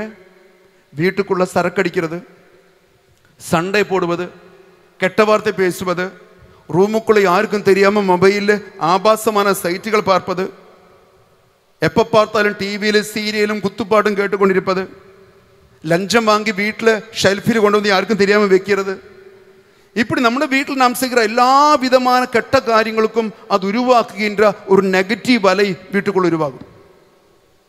அழியாத ஒரு அலை அது உருவாக்கும். ஒரு கெட்ட வார்த்தை பேசினா அது உலகம் முடியும் வரைக்கும் அதனுடைய அந்த வேய்வு அழியாதாம், அந்த அலைகள் நிற்காதாம். நம்ம எழுப்புகின்ற குரலினுடைய அலைகள் நிற்காதாம். சவுண்டு வேவ்ஸ்ன்னு சொல்லுவாங்க, அது அழியாதாம். இன்னைக்கு நேற்றுக்கு சொன்னது நேத்தோட முடியாதாம், உலகம் முடியும் வரைக்கும் அதனுடைய அலைகள் நிரம்புமாம். அப்படின்னாக்க வீட்டில் கெட்ட வார்த்தை பேசியது, சண்டை போட்டது, வீட்டுக்குள்ள அனாவசியங்களும் செய்யக்கூடாத காரியங்களும் செஞ்சது, இதனுடைய அலைகள் எல்லாம் வீட்டுக்குள்ள இருக்கும், நெகட்டிவ் அலைகள் இருக்கும். இனி துரத்துறதுக்கான வழி என்ன? எத்தனை கெட்ட வார்த்தை இருக்கிறதோ, எத்தனை சண்டை இருக்கிறதோ, எத்தனை நெகட்டிவான காரியங்கள் வீட்டுக்குள்ள நிரம்பிச்சோ, அதை விட அதிகமான ஜபங்கள் எழுப்பி, பாடல்கள் பாடி, இயேசு நாமம் சொல்லி, ஹல்லேலூயா ஸ்துதிச்ச ஜெபமாலைகள் சொல்லி வீடு முழுவதும் பாசிட்டிவ் அலைகளை நிரப்பணும். பாசிட்டிவ் அலைகளை நிரப்பணும். அப்பொழுது குடும்பம் ஆசீர்வதிக்கப்படும். இந்த செய்வினை என்றெல்லாம் சொன்னால் முட்டையிலோ எலும்பிச்சம்பளத்திலோ செய்கிறது எல்லாம் செய்வினை. செய்வினை என்றால் வீட்டுக்குள்ளவர்கள் செய்கின்ற செயல்களுடைய வினை தான் செய்வினை என்பது. வீட்டுக்குள்ள உள்ளவர்கள் செய்கின்ற செயல்களுடைய எதிர்விளைவுகள் தான் செய்வினை என்பது. அதனால மாற்ற வேண்டியது கோழி முட்டையோ எலும்பிச்சாம்பளமோ அல்ல. மாற்ற வேண்டியது നമ്മുടെ சுபாவத்திലുള്ള பழக்க வழக்கങ്ങളുള്ള கெட்ட காரியங்கள் நீக்கினால் குடும்பம் வாழ்க்கை ஆசீர்வதிக்கப்படும். பலரும் வந்து கேட்பாங்க, ஃபாதர் வீட்டுக்குள்ள நிம்மதி இல்லை, அடிக்கடி நோய்கள் வருது, அடிக்கடி சண்டை வர்றது, ஒரு முன்னேற்றமே இல்லை, வீடு மாறலாமான்னு நினைக்கிறேன் சாமி, நாங்கள் வீடு மாறட்டுமா அப்படி கேட்பாங்க. அந்த வீடு என்ன தப்பு செஞ்சிச்சு? நீ வீடு மட்டும் மாறினா மட்டும் நீ உருப்படுமா? உங்க வீட்டில் பாவ சங்கீர்த்தனம் இல்லை, உங்க வீட்டில் குடும்ப ஜெபமாலை இல்லை, உங்க வீட்டில் ஆத்மீகம் இல்லாம நீ வீடு மட்டும் மாறினா என்ன பிரயோஜனம்? அன்பார்ந்தவர்களே, வீட்டுக்குள்ள ஜெபித்து ஜெபித்து ஒவ்வொன்றும் கடவுள் கைகளை ஒப்பு கொடுக்கணும். ஆண்டவரே, என் கணவனே கடவுள் கைகளில், என் மனைவியை கடவுள் கைகளில், மகனே மகளே எங்களுடைய காரு, எங்களை வண்டி, ஆடு மாடு, நிலப்புலன்கள், பிஸ்னஸ் செய்கின்ற இடம், எங்களுடைய எல்லா பகுதிகளும் கடவுள் கைகளில் ஒப்பு கொடுக்கணும். எது எது கடவுளுக்கு கொடுக்கவில்லையோ அதெல்லாம் சாத்தானுக்கு சொந்தம். ஆண்டவருக்கு பெயர் சொல்லி கொடுக்காத பொருள் எல்லாம் சாத்தான் சொந்தம் கொண்டாடுவான். அதான் வீட்டுக்குள்ள வந்து வீட்டெல்லாம் தீர்த்தம் தெளிச்சு மந்திரிச்சு எல்லைகளெல்லாம் மந்திரிச்சு வைக்கிறதுக்கு காரணம் இத்தனையும் கடவுளுக்கு சொந்தம், இதில் சாத்தானுக்கு உரிமை இல்லைன்னு சொல்வதற்காகத்தான். அது வருஷத்துக்கு ஒரு முறை ஒரு சாமியார் வந்து தீர்த்தம் தெளிச்சா போதாது. தினமும் குடும்ப ஜெபமாலைகள் சொல்லும் பொழுது குடும்பம், குடும்பத்தார், தொழிலிடங்கள், நம்முடைய வண்டிகள், ஆடு மாடுகள், செடி கொடிகள் எல்லாம் கடவுளுடைய கைகளில் ஒப்பு கொடுக்கணும். சோகத்தூர் தியானாசிரமத்திலே உள்ளிருப்பு தியானம் ஆரம்பிப்பதற்கு முன்னாடி நாங்கள் ஊழியக்காரர்கள் எல்லாம் அமர்ந்து 2 மணி நேரம் ஜெபிப்போம். அந்த ஜெப நேரங்களில் நிறுவனத்தை முழுவதும் ஆண்டவருடைய கரைகளில் ஒப்பு கொடுப்போம். இங்குள்ள ஜெனரேட்டரு, இங்குள்ள தண்ணி அரைக்கிற மோட்ரு, ஆம்பிளிஃபயரு, மைக்ரோஃபோன், சமையல் கட்டில் யூஸ் பண்ணுற கத்தி, பாத்திரங்கள், எல்லா பகுதிகளும் ஆண்டவருடைய கைகளில் ஒப்பு கொடுப்போம். ஆண்டவர் எல்லாம் பார்த்துக்கோங்க. நம்ம ஒப்பு கொடுக்கவில்லை என்று என்னாகும் தெரியுமா? தியானம் ஆரம்பித்து முடிகிறதுக்குள்ள 4 தடவை மோட்டர் ரிப்பேர் ஆகும், தண்ணி இல்லாமல் இருக்கும். 2 முறை ஜெனரேட்டர் ரிப்பேர் ஆகும். எல்லாம் ஆண்டவருடைய கரங்களிலும் அவருடைய தூதர்கள் கைகளில் ஒப்பு கொடுத்தால் அவர்கள் அதை பாதுகாப்பாங்க. ஆரம்பித்து முடியும் மட்டும் எந்த தொல்லையும் உருவாக்காது. குடும்பங்களை நிலை குலைந்து விடும். அதனால குடும்பங்களை இறை பிரசன்னத்தால் நிரப்பணும். 2வது எதிர்விளைவு என்னவென்று கேட்டால், நாம் எடுக்கின்ற எல்லா முயற்சிகளும் வீணா போகும். நாம் எடுக்கின்ற எல்லா முயற்சிகளும் வீணா போகும். எப்போ? குடும்பத்தில் குடும்ப ஜெபமாலை இல்லை என்றால். பைபிளில் எங்கே இருக்கு இதுக்கு அத்தாட்சி? பைபிள் சொல்லுது, திருப்பாடல் 127 1-2 வசனங்கள் சொல்லுகிறது, ஆண்டவரே வீட்டை கட்டவில்லை என்றால் கட்டுவோரின் உழைப்பு வீணாகும். ஆண்டவரே நகரை காக்கவில்லை என்றால் காவலர்கள் விழித்திருப்பதும் வீணாகும். அடுத்தது, வைகரியில் விழித்தெழுந்து நள்ளிரவில் ஓய்வெடுக்கும் வரை மானிடர் தம் உணவுக்காக வரிந்துழைப்பது வீணை. ஆனால் சொல்லுகிறார், கடவுள் இரக்கம் இல்லாமல், ஆசீர்வாதம் இல்லாமல் நீ என்ன செஞ்சாலும் அது வீணா போகும். நீ செய்கிற பிசினஸ், உனக்கு ஒரு ஜபமோ ஆத்மீகமோ கடவுள் பயமோ பக்தி இல்லை என்றால் ஒரு நாள் உயர்ந்த பிசினஸ் வீணா போகும். அழகான பையன் பொண்ணு படிக்க வச்சு டியூஷன் கொடுத்து கோச்சிங் கொடுத்து எல்லாம் கொடுத்து நீ கஷ்டப்பட்டு உருவாக்குற பையன் பொண்ணு ஒரு நாள் வீணா போகும். கணவன் மணி உறவுகள் வீணா போகும். எல்லா முயற்சிகள் வீணா போகும். இப்பொழுதுள்ள ஆரோக்கியம், உடல் அழகு வீணா போகும். ஆண்டவர் சொல்லுகிறார், எல்லாம் வீணா போகும். ஒரு 6 மாதங்களுக்கு முன்னாடி ஒரு அம்மா என்ன பார்க்க வந்தாங்க, ஒரு ஸ்கூல் டீச்சரு. வந்து ஒரே புலம்பல், ஃபாதர் எவ்வளோ கஷ்டப்பட்டு தெரியும் இந்த மனுஷன் கூட, நான் நிறைய கடன் உருவாக்கிட்டார் ஃபாதர், காதில் கழுத்தில் உள்ளதெல்லாம் கழட்டி கொடுத்தேன் ஃபாதர், அப்பா அம்மா வசதியாக இருக்கிறாங்க, அவங்ககிட்ட கண்ட பொய்யெல்லாம் சொல்லி எல்லாம் வாங்கிட்டு வந்து இருந்தாலும் கொடுத்தேன் ஃபாதர், லட்சக்கணக்கின பணம் கொடுத்தேன், ஒரு பொறுப்பில்லை ஃபாதர், ஒரு பாசம் இல்லை ஃபாதர், என்னை கண்டுக்கிறது இல்லை ஃபாதர், உதாரியா சுத்துறாரு ஃபாதர், இப்போ கடந்த 3 மாசமா என்னை விட்டுட்டு போயிட்டாரு ஃபாதர், ஒரு ஃபோன் கூட பண்றது இல்லை ஃபாதர், பிள்ளைங்கள் கூட வந்து பார்க்கறது இல்லை ஃபாதர், எப்படி நான் ஃபாதர் வாழ்றது, செத்து போலாம் போல தோணுது ஃபாதர். அப்படியே மூச்சு விடாமல் இந்த அம்மா பேசிட்டு இருக்கிறாங்க. நான் கேட்டுக்கிட்டே இருந்தேன். அப்படி பேசி உச்சகட்டத்தில் வந்த உடனே இந்த அம்மா அழ தொடங்கிட்டாங்க. அழ தொடங்கின உடனே எனக்கு நிம்மதியாயிருச்சு, கொஞ்சம் கேப்பு கிடச்சிச்சு. மூச்சு விடாமல் பேசுறதுக்குள்ள சின்ன கேப்பு கிடச்சிச்சு. கேப்பு கிடச்ச உடனே அழுகை கொஞ்சம் ஸ்லோ பண்ணி கொண்டு வந்து அடுத்த டைலாக் ஆரம்பிக்கிறதுக்குள்ள நான் ஒரு கேள்வி கேட்டேன். நான் கேட்டேன், உங்கள் வீட்டில் குடும்ப ஜெபமாலை இருக்காம்மா அப்படி கேட்டேன். முதல்ல என்ன நல்லா பார்த்தா தெரியாத மாதிரி. நான் மறுபடியும் ரிப்பீட் பண்ணேன், அம்மா உங்கள் வீட்டில் கணவன் மனைவி உங்கள் 2 பிள்ளைகள் உட்காந்து குடும்ப ஜெபமாலை இருக்கான்னு கேட்டேன். தலாட்னா இல்லை ஃபாதர். நான் கேட்டேன், நீ பாப சங்கீதனம் பண்ணி எவ்வளோ நாளாயிருச்சுன்னு கேட்டேன். 8 வருஷம். எப்போ பண்ணீங்க? திருமண நாளில் பண்ணது. 8 வருஷம் பாவ சங்கீர்த்தனம் இல்லை. நான் கேட்டேன், இவ்வளோ வசதியாக படிப்பாக அழகாக ஸ்மார்ட்டாக இருக்கிறீங்கல்ல, ஞாயிற்றுக்கிழமை எல்லா ஞாயிற்றுக்கிழமை பூசிக்கு போவீங்களா? ஏதோ ஒரு நாள் 2 நாள் போனதெல்லாம் கணக்கு சொல்லாதீங்க. எல்லா நாளும் ஞாயிற்றுக்கிழமை பூசிக்கு போவீங்களா? ஏதாவது ஒரு ப்ரோக்ராம் வரும் ஃபாதர், பிஸ்னஸ் இருக்குது ஃபாதர், அவருக்கு எங்கேயாவது பயணம் போக வேண்டியிருக்கும் ஃபாதர், ஏதோ பல நாட்களும் போகாமல் இருந்திருக்கு அப்படி சொன்னாங்க. நான் சொன்னேன், உனக்கு குடும்ப ஜெபமாலைக்கு நேரம் இல்லை, உனக்கு பாபசங்கீர்த்தத்துக்கு நேரம் இல்லை, உனக்கு ஞாயிற்றுக்கிழமை பூசைக்கு நேரம் இல்லை, ஒரு பைபிள் படிக்க நேரம் இல்லை.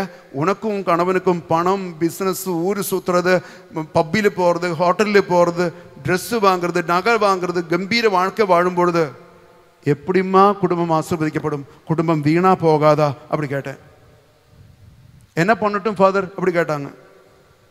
நான் சொன்னேன், நீ ஹஸ்பண்டு முடிஞ்ச ஹஸ்பண்டு இல்லைன்னு பிள்ளைகளையும் கூட்டிகிட்டு நீ ஒரு 5 நாள் உள்ளிருப்பு தியானத்துக்கு வாங்கன்னு சொன்னேன். அப்போ அந்த அம்மா சொன்னாங்க, வெக்கேஷன் டைம் வரும்பொழுது டைம் கிடச்சா நான் வரேன் ஃபாதர் அப்படி சொன்னாங்க. எப்போ? வெக்கேஷன் டைம் வரும்பொழுது. அதுக்கு இனி 8 மாதங்கள் பேலன்ஸ் இருந்தது. வெக்கேஷன் டைம் வரும்பொழுது நேரம் கிடைச்சால், டைம் கிடைச்சா நான் வரேன் ஃபாதர்னு சொன்னாங்க.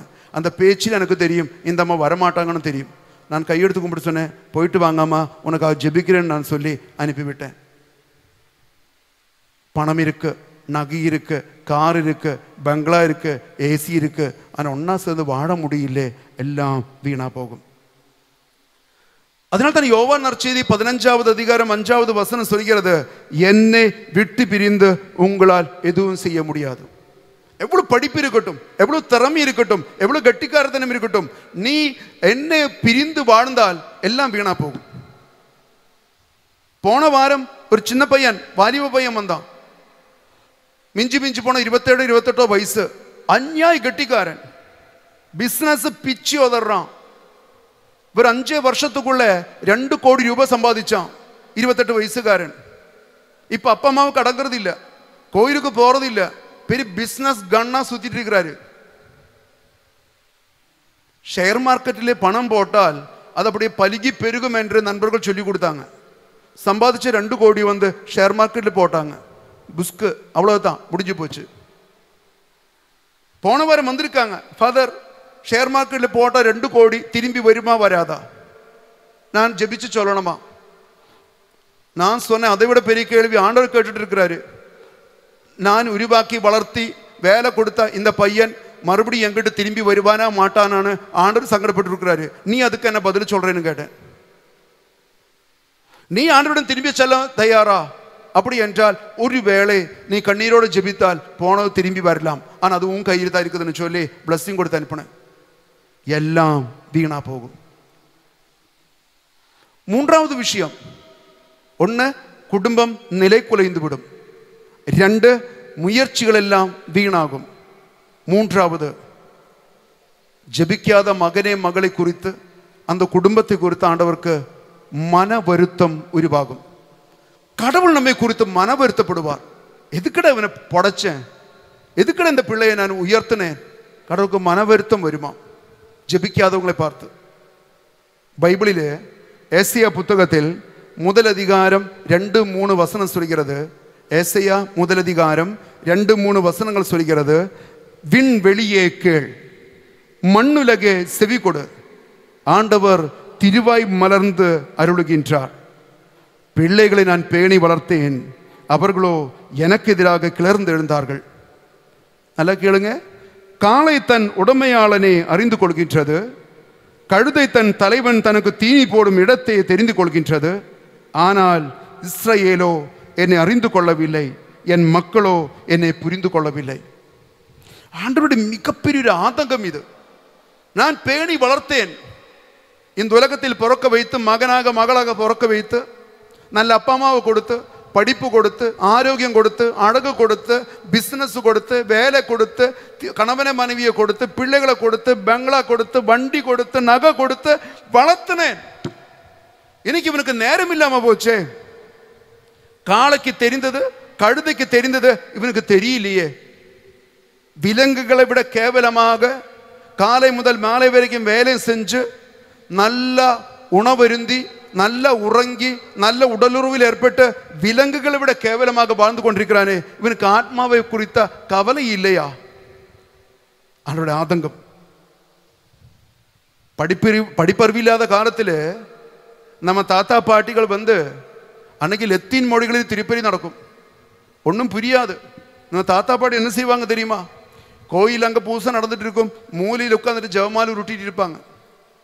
மணி அடிக்கும்போது தான் தெரியும் இது முக்கியமான நேரம்னு. அப்போ ஜெபமாலை நிறுத்தி கைகூப்பி நிற்பாங்க. அதுக்காக தான் இந்த மணி அடிக்கிறது கொண்டு வந்தது. படிப்பறிவில்லாத தாத்தா பாட்டிகள் ஜபமால உருட்டி உருட்டி உருட்டி உருவாக்கிய விசுவாசம், உருவாக்கிய திருச்சபை இன்னைக்கு படிப்பும் அறிவும் வளர்ந்த பிறகு நம்மை விட்டு போயிருச்சு. பல குடும்பங்களிலும், எல்லா குடும்பங்களிலும் அல்ல, பல குடும்பங்களிலும் திருமணம் நடக்குது, தாலி கட்டுற நேரம் வந்துச்சு, வயசான ஃபாதர் பக்கத்தில் போய் நிற்கிறாரு, ஹஸ்பண்ட் ஒய்ஃபு கிட்ட போயிட்டு கேட்குறாங்க, மோனிகா ஜோசஃபை உன் கணவனாக ஏற்றுக்கொள்ள விரும்புகிறாயா கேட்குறாங்க. பயங்கர படித்த பொண்ணு, பணக்காரி பொண்ணு. அந்த பொண்ணு சொல்லுது எஸ். ஆட சொன்னாலும் எஸ்ஸும் கிஸ்ஸெல்லாம் எனக்கு தெரியாது, உனக்கு விருப்பம் இருக்கா இல்லையா சொல்லுங்க. அப்போ தமிழில் சொல்லிச்சு, நான் விரும்புகிறேன். கட்டினாங்க. எஸ்ஸும் கிஸ்ஸும் தெரியுது, இங்கிலீஷு தெரியுது, எல்லாம் தெரியுது.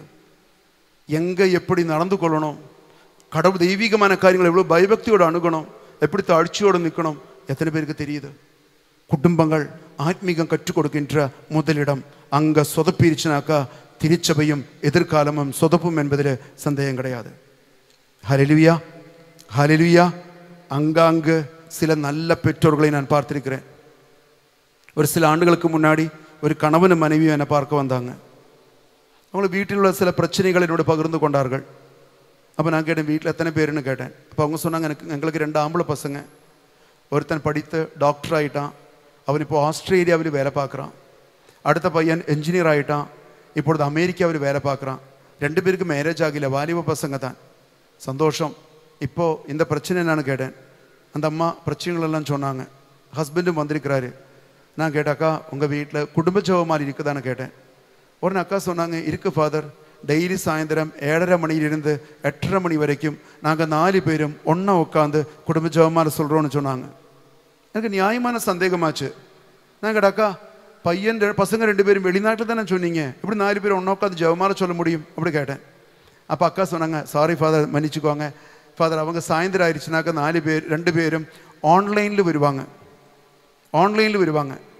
இங்கே அப்பா அருள் நிறந்த மரியா சொல்லும் பொழுது, தமிழ்நாட்டில் இருந்துட்டு அப்பா அருள் நிறந்த மரியா சொல்லும் பொழுது ஆஸ்திரேலியா அமெரிக்கா பசங்க அர்ச்சிஷ்ட மரியாதை சொல்கிறாங்க. அவங்க அருள் நிறந்த மரியா சொல்லும் பொழுது அப்பா அம்மா அர்ச்சிஷ்ட மரியா சொல்கிறாங்க. சொல்லி முடித்து ஜெபமாலை முடிந்து பைபிள் படித்து 2-3 பாடல்கள் பாடி அந்த நாள் நடந்த எல்லா நிகழ்ச்சிகளும் பகிர்ந்து கொண்ட பிறகு இறுதியில் அப்பா அம்மா கிட்ட வெளிநாட்டில் நின்று கொண்டு பிளஸ்ஸிங் வாங்கிட்டு தூங்க போகின்ற பசங்க கேட்கும் பொழுது புல்லரிச்சிருச்சு. இந்த காலகட்டத்திலும் அப்படிப்பட்ட குடும்பங்கள் உண்டு. கோடீஸ்வர குடும்பங்கள், பணக்கார குடும்பங்கள், படித்த குடும்பங்கள், கடல்கள் தாண்டி கூட ஆன்லைனில் வந்து ஒன்றா உட்காந்து ஜெபிக்கிற மக்கள் இந்த காலத்திலும் உண்டு.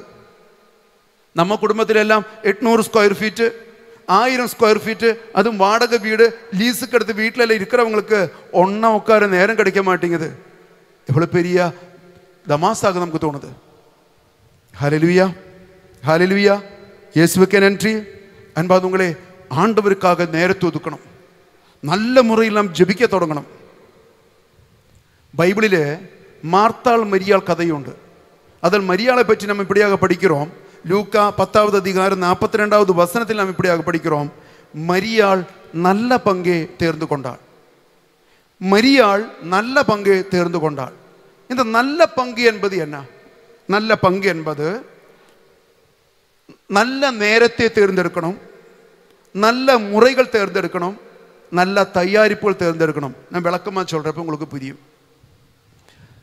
நானும் நீங்களும் நல்ல பங்கு தேர்ந்தெடுக்கின்ற மகனும் மகளுமாக மாற வேண்டுமானால் ஜபத்துக்காக, ஆத்மீக காரியத்துக்காக நல்லொரு நேரத்தை நாம் தேர்ந்தெடுக்கணும். வீட்டில் மாலை பொழுதுகளில் எப்போ நாம் நல்ல ஃப்ரெஷ்ஷாக இருக்கிற நேரமோ அப்பொழுது ஜபமாலை சொல்லணும். முடிந்தல் 7 மணி, 7:30 மணி, 8 மணிக்கெல்லாம் ஒரு நேரம் ஒதுக்கி ஒரு அரை மணி நேரமாவது ஜபமாலைக்கு நம்ம ஒதுக்கணும். எல்லாரும் டயர்டான பிறகு, பிள்ளைங்க சாப்பிட்ட பிறகு, டியூஷன் முடித்த பிறகு, சீரியல் முடிந்த பிறகு, எல்லாம் முடிந்த பிறகு ஜெபிக்கிற நேரம் நல்ல நேரம் அல்ல. ஃப்ரெஷ்ஷாக இருக்கிற நேரத்தில் ஜெபிக்க தொடங்கணும். இன்றைக்கி பல வீடுகளிலும் ஜெபத்துக்கு ஒரு நேரம் காலம் எல்லாம் கிடையாது. எக்ஸாம் வந்தால் சில வீடுகள் ஜெபம் இல்லை, ஒரு கெஸ்ட்டு வந்தால் ஜெபம் இல்லை, கரண்ட் போயிடுச்சுனாக்கா ஜெபம் இல்லை, ஹோம்ஒர்க்கு எழுத வேண்டியிருந்தால் ஜெபம் இல்லை, டிவியில் ஸ்பெஷல் ப்ரோக்ராம் வந்தால் ஜெபம் இல்லை. ஜெபத்துக்கு ஒரு நேரம் இருக்கணும். அது நல்ல நேரம், இருக்கிறதுல நல்ல நேரம் கடவுளுக்கு. மிச்சம் மீதி நேரம் மற்ற காரியங்களுக்கு ஒதுக்கலாம். அப்போ அந்த பிள்ளைகள் ஆசீர்வதிக்கப்படும். பிஸ்னஸை விட, தொழிலை விட ஆத்மீக காரியங்களுக்கு முக்கியத்துவம் கொடுக்கணும். சில குடும்பங்கள் எல்லாம் ஜபம் ஆரம்பிப்பாங்க. எவ்வளவு நாளைக்கு? இப்படி எல்லாரும் மறைவுரை கேட்டால் வற்புறுத்தி ஜபமால சொல்ல சொன்னால் ஆரம்பிப்பாங்க. எவ்வளவு நாளைக்கு? 1 மாதம், 2 மாதம், இல்லை மேக்சிமம் 3 மாதம், அதோட நிற்கும். அதுக்கப்புறம் பல வருஷங்கள் கழிச்சு ஒரு பிரசங்கம் கேட்டால் தான் மறுபடியும் ஆரம்பிப்பாங்க. பல குடும்பங்களிலும் ஜபம் தொடர்ச்சியாக நடக்க மாட்டேங்குது. அது ஒரு மிகப்பெரிய எதிர்விளைவுக்கு காரணமாகும். இனி பல வீடுகளும் ஜெபித்தால் கூட என்ன பண்றாங்க? ஏதாவது ஒருத்திய வீட்டுக்கு வெளியே நிற்க வச்சிருவாங்க. 5 பேர்ல குடும்பம்னு வச்சுக்கோங்களே, 4 பேர் உட்காந்து ஜெபிப்பாங்க. ஒருவேளை குடும்ப தலைவர் பிசினஸ் பண்ணிட்டு இருப்பாங்க, இல்லை வாலிப மகன் ஃப்ரெண்ட்ஸ் கூட பேசிட்டு இருப்பாங்க, இல்லை வாலிப பொண்ணு அப்படியே படிக்கிறேன்னு சொல்லிட்டு மொபைல் நோண்டிட்டு உட்காந்துட்டு இருப்பாங்க. ஏதாவது ஒருத்திய அந்த குடும்ப ஜபத்திலிருந்து வெளியே நிற்க வச்சிருவாங்க. எதுக்கு தெரியுமா உங்களுக்கு? இந்த 4 பேரும் சேர்ந்து ஜெபித்து தீய சக்திகள் அந்த வீட்டை விட்டு விலக்கும் பொழுது வெளியே போன தீய சக்தி இவளுக்குள்ள ஏறி உட்காந்துருவாங்க. ஜெபமால முடிக்க கண்டு அவன் உள்ள வருவான். வந்த உடனே 4 கெட்ட வார்த்தை, 4 சண்டை. இன்னும் உருட்டிட்டு இருக்கிறீங்களா? மனுஷனுக்கு பசிக்குது, சாப்பாடு போடுறீங்க இல்லையா? அது வரைக்கும் ஜெபிச்சுருவாக்கியது ஸ்வாகா போயிடுச்சு. குடும்பத்தில் நிரந்தரமாக ஜெபிக்க நிறைய பேர் விடுறதில்லை. எங்களுடைய ஒரு ஃபாதர், அவருடைய வீட்டில் 8 பிள்ளைகள், மருமகன்கள், மருமகள்கள், பேரப்பிள்ளைகள் எல்லாம் சேர்ந்து 30-32 டிக்கெட்டுகள். அப்பா, அம்மா, தாத்தா, பாட்டி எல்லாம் சேர்ந்து 30-32 டிக்கெட்டுகள்.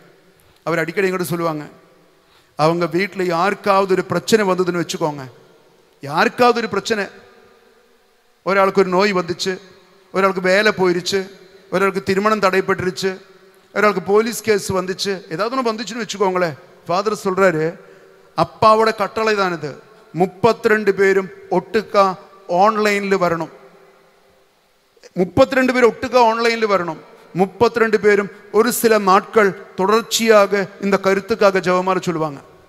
1 மாதம், 2 மாதம், 3 மாதம், அந்த பிரச்சனையோட இன்டென்சிட்டி பொறுத்த வரைக்கும் அப்படி காலம் நீட்டமாக குறுக்கமாக மாற்றுவாங்க. 1 மாதம், 2 மாதம், 3 மாதம் ஜெபம் முடியறதுக்குள்ள ஃபாதர் சொல்றாரு, போலீஸ் கேஸ் எங்க போச்சுன்னு தெரியாது ஃபாதர், ஆப்ரேஷன் எங்க போச்சுன்னு தெரியாது ஃபாதர், என்ன அற்புத அடையாளம் நடக்குது தெரியுமா? எங்க குடும்பத்துக்கு ஒரு தியான மையத்துக்கும் போக வேண்டாம், எங்க குடும்பம் 30-32 பேர் ஒட்டுக்கா ஜெபித்தாலேயே எங்க குடும்பத்தில் எல்லா கட்டுகளும் ஆண்டவர் நீக்கி தருகிறார். ஆன்லைனில் கூட ஜெபிக்கணும்.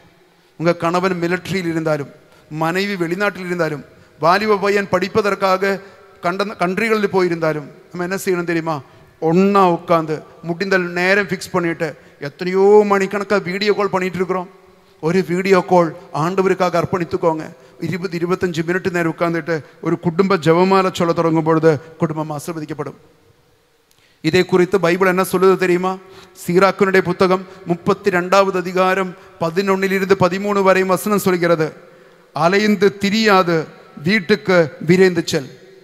நீ இப்படியே ரோட்டிலும் நாட்டிலும் ஃப்ரெண்ட்ஸ் கூடயும் அலைந்து திரிந்து நடக்கக்கூடாது. நீ விரைந்து வீட்டுக்கு செல்.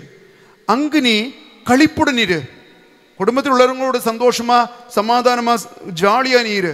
அதுக்கு அடுத்து சொல்றது கேளுங்க, மேலும் உன்னை படைத்தவரே போற்று, அவரே தம் நலன்களால் உன்னை நிரப்பியவர்.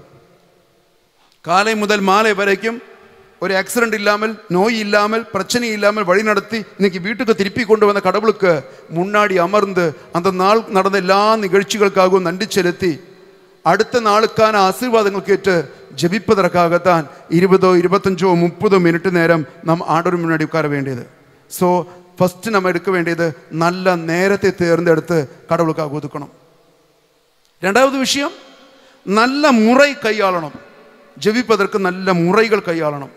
அப்படியே செவத்தோரம் சாஞ்சு படுத்து அப்படி தூங்கிக்கிட்டு ஒருத்தருக்கு பேசிக்கிட்டு சண்டை போட்டு மொபைல் பார்த்துக்கிட்டு நெயில் பாலிஷ் அடிச்சுக்கிட்டு பேன் பார்த்துக்கிட்டு இப்படிலாம் ஜெபிக்க கூடாது.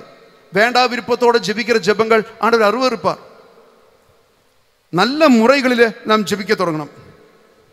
உலகத்திலே ஆண்டவரை நோக்கி ஜெபிக்கின்ற மக்களுடைய எண்ணிக்கை மிக மிக குறைவு. மிக மிக குறைவாய்க்கிற மக்கள் ஒழுங்காக ஜெபிச்சாங்கன்னு வச்சுக்கோங்களேன், அவங்களுக்கு கொடுக்க வேண்டிய ஆசீர்வாதங்கள் கூட ஒழுங்கா ஜெபிக்கிறவங்களுக்கு ஆண்டவர் கொடுப்பாங்க. அதனால தெளிவோடு நாம் ஜெபிக்க தொடங்கணும். பைபிளிலே 1 பேதுரு 5வது அதிகாரம் 6-7 வசனம் சொல்கிறது, 1 பேதுரு 5வது அதிகாரம் 6-7 வசனம் சொல்கிறது, கடவுளின் வல்லமைமிக்க கரத்தின் கீழில் தாழ்மையோடு உண்மையை அர்ப்பணித்துக் கொள்ளுங்கள், அப்பொழுது ஏற்ற காலத்தில் ஆண்டவர் எடுத்து உயர்த்துவார். உன் கவலைகள் எல்லாம் ஆண்டவரிடம் விட்டுவிடு, அவர் உன் மீது கவலை கொண்டுள்ளார். அப்போ ஜெபத்துக்கெல்லாம் வரும்பொழுது நீ பெரிய IAS ஆஃபீஸராக இருந்தாலும், பெரிய கோடீஸ்வரன் பிசினஸ்காரனாக இருந்தாலும், குடும்பத்தில் ஜெபமாலையெல்லாம் சொல்ல வரும்பொழுது முடிந்தால் கொஞ்ச நேரமாவது முட்டியெல்லாம் போட்டு நிற்கணும், கையெல்லாம் கூப்பி நிற்கணும், உருக்கமாக நீ ஜெபிக்கணும் உள்ளம் தட்டி. ஏதோ 10 11 சொல்லிட்டு ஓரம் கட்டி உட்காந்துட்டு காத்தும் வாங்கி அப்படி உருட்டிட்டு இருக்கக்கூடாது. அவ்வளவு பயபக்தியோடு ஜெபிக்கிறது பார்க்கும் பொழுது ஆண்டவர் நம்மை ஆஸ்வதிப்பார். ஜெபிக்கிற வார்த்தைகளுக்கெல்லாம் அர்த்தம் புரிந்து தெளிவோடு ஜெபிக்க கற்றுக்கணும். இன்னைக்கு பல வீடுகளிலும் ஜெபிக்கிறது பார்த்தா சூப்பர் ஃபாஸ்ட் எக்ஸ்பிரஸ் ட்ரெயின் போகிற மாதிரி அதிவேகத்தில் தான் ஜெபிச்சு முடிக்கிறாங்க. ஒன்றும் விளங்க மாட்டேங்குது. மன்றாட்டு மாலை சொல்லும் பொழுது எங்களுக்காக வேண்டிக் கொள்ளும் என்று தான் பதில் சொல்றாங்க. ஆனால் சொல்றது பார்த்தா இது வேற ஏதோ ஒரு மொழி மாதிரி தோணும். வார்த்தைகளை பார்த்து இருக்காது. இங்களுக்காண்டியோளும் இங்களுக்காண்டியோளும் இங்களுக்காண்டியோளும் இங்களுக்காண்டியோளும், அதுக்கடையில் கொட்டாவி வந்தால் அந்த கொட்டாவிக்கும் சொல்லுவாங்க இங்களுக்காண்டியோளும். என்ன இங்களுக்காண்டியோளும் தெரிய மாட்டேங்குது. ஒரு நாளைக்கு ஒரு அம்மாவுக்கு அன்னை மரியாள் காட்சி கொடுத்தாங்க. காட்சி கொடுத்து மாதா இந்த அம்மாவை பார்த்து ஏதோ சொல்லிக்கிட்டு இருக்கிறாங்க. இந்த அம்மா சொன்னாங்க, மாதாவே நீ என்னை பார்த்து ஏதோ சொல்லிட்டு இருக்கிறீங்க, ஆனால் எனக்கு ஒன்றும் விளங்க மாட்டேங்குது, தமிழில் சொன்னால் நல்லா இருக்கும், உன் மொழி எனக்கு புரிய மாட்டேங்குது அப்படி சொன்னாங்க. உடனே மாதா திருப்பி அந்த அம்மா கிட்ட சொன்னாங்க, இத்தனை நாள் நீ சொன்னதும் எனக்கு ஒன்றும் விளங்கி இல்லை, புரிகிற மாதிரியா நீ பேசுனே அப்படி மாதா தெளிவாக கேட்டாங்களாம். நல்ல முறைகள் கையாளணும் ஜெயிப்பதற்காக. ஹல்லேலூயா, ஹல்லேலூயா. இயேசுவுக்கே நன்றி, இயேசுவுக்கே ஸ்தோத்திரம். மூன்றாவது நல்ல பங்கினுடைய விளக்கங்கள் சொல்றேன். நல்ல நேரத்தை தேர்ந்தெடுக்கணும், நல்ல முறைகள் கையாளணும். மூன்றாவது நல்ல தயாரிப்பு நமக்கு வேணும். ஜெபிக்க போகும்பொழுது நல்ல தயாரிப்பு வேணும். எப்படி நல்ல தயாரிக்கணும்? ஜெபிக்கிற அறையும் வீடெல்லாம் நல்லா கூட்டி பெருக்கி சுத்தம் பண்ணணும். ஒரு பாய் எடுத்து போடணும், மெழுதிரி பற்ற வைக்கணும். முடிந்தால் கொஞ்சம் மாதா சாம்பிராணி வாங்கிட்டு வீட்டுக்குள்ளேயும் வெளியெல்லாம் தூபம் காட்டணும். எங்கேயாவது கிடைச்சா கொஞ்சம் பூ கொண்டு வந்து வைக்கணும்.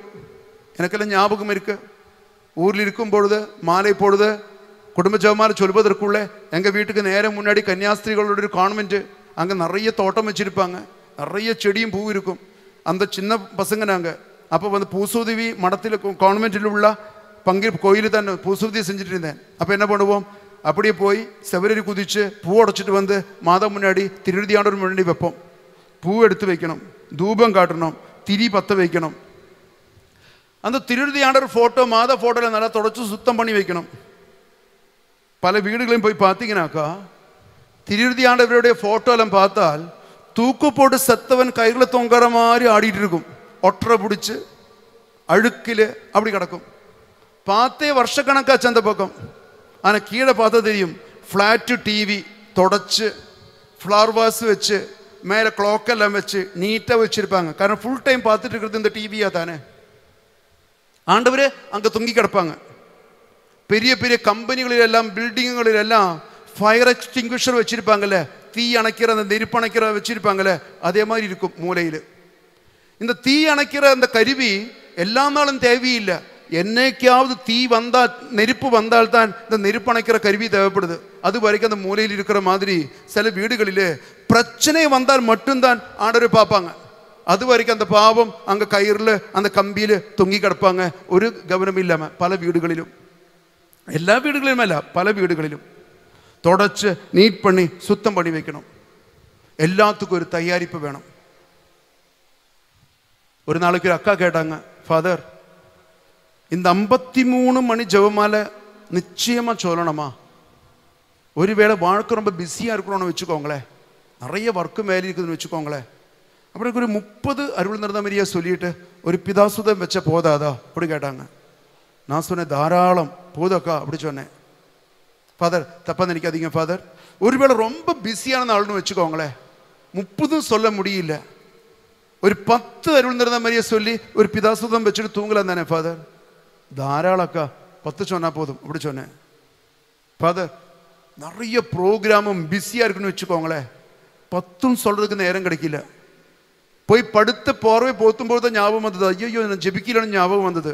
அப்போ வெறும் ஒரு 3 அருள்நிறந்தமரியை சொல்லி ஒரு பிதாசுத்தம் வச்சா போதுமா ஃபாதர்? தாராளம் அக்கா, 3 சொல்லி முடிச்சா போதும் அப்படி சொன்னேன். அக்காவுக்கு கோபம் வந்துச்சு.